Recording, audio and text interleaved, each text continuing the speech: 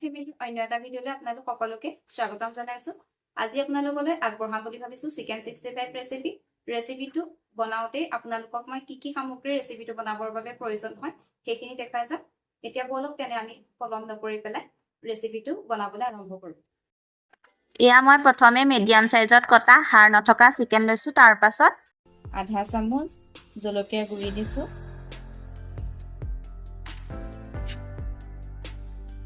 এচামুচ ধনিয়া পাউডাৰ দিছো, আধা চামুচ জিৰা পাউডাৰ দিছো,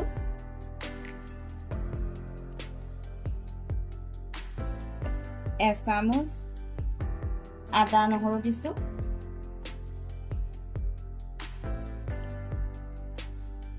দুচামুচ পিঠাগুড়ি দিছো।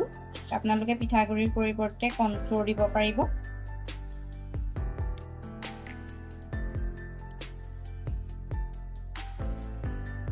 এচামুচ ময়দা দিছো, এটা কণী দিছো,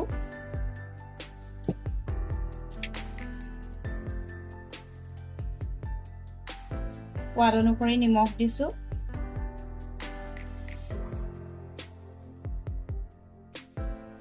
অকণমান হালধি পাউডাৰ দিছো,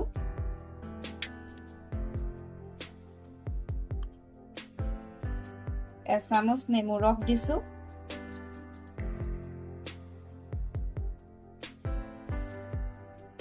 এচামুচ কাশ্মীৰী ৰেড চিলি পাউডাৰ দিছো। এই পাউডাৰটোৱে জ্বলা নকৰে, ৰংটোহে উঠে। অকণমান মিঠাতেল যোগ কৰিছো,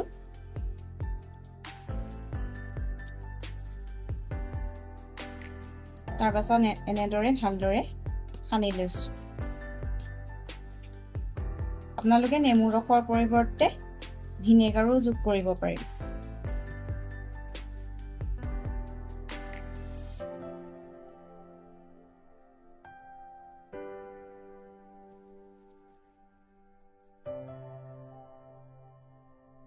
এনেদৰে সানি লোৱাৰ পাছত 25-30 মিনিট মানৰ বাবে এনেদৰে ঢাকি থৈ দিছো।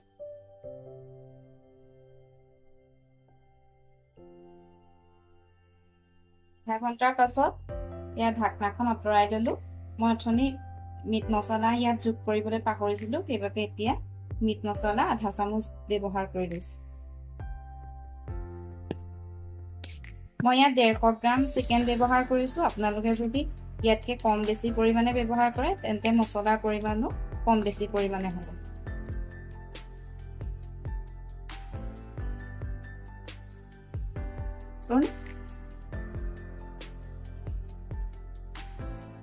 কেৰাহীখন এনেদৰে কাটি লৈছো।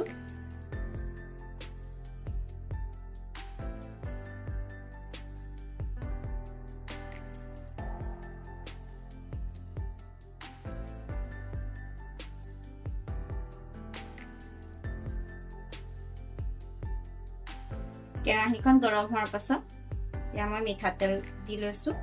আপোনালোকে মিঠাতেলৰ পৰিৱৰ্তে ৰিফাইন তেলো ব্যৱহাৰ কৰিব পাৰে। তেল অকণমান সৰহকৈ দি লৈছো।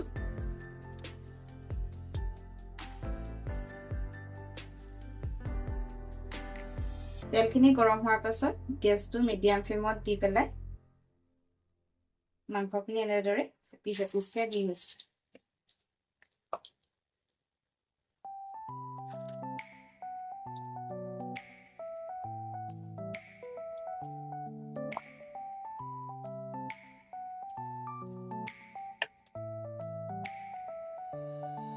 মাংসখিনি দিয়া 2-3 মিনিটৰ পিছত এনেদৰে মই লৰাই দিছো।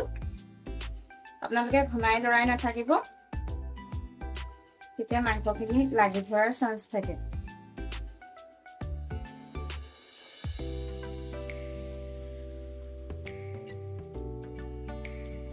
এইখিনি মোৰ হৈছেগে। মোৰ কেৰাহীখন সৰু হোৱাৰ বাবে এবাৰতে মাংসখিনি ইয়াত দিবলৈ নজুৰিলে, সেইবাবে আকৌ এবাৰ দি ল'ব লাগিব। মই এইখিনি বনাওঁতে গেছটো লো মিডিয়াম ফ্লেমত বনাইছিলো।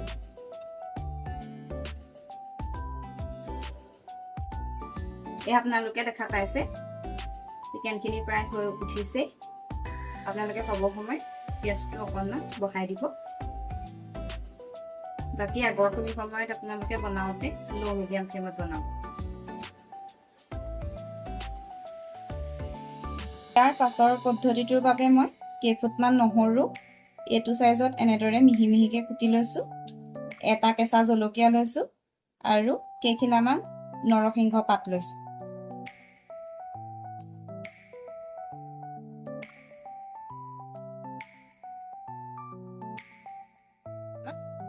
গৰম মছলা ব্যৱহাৰ কৰিছো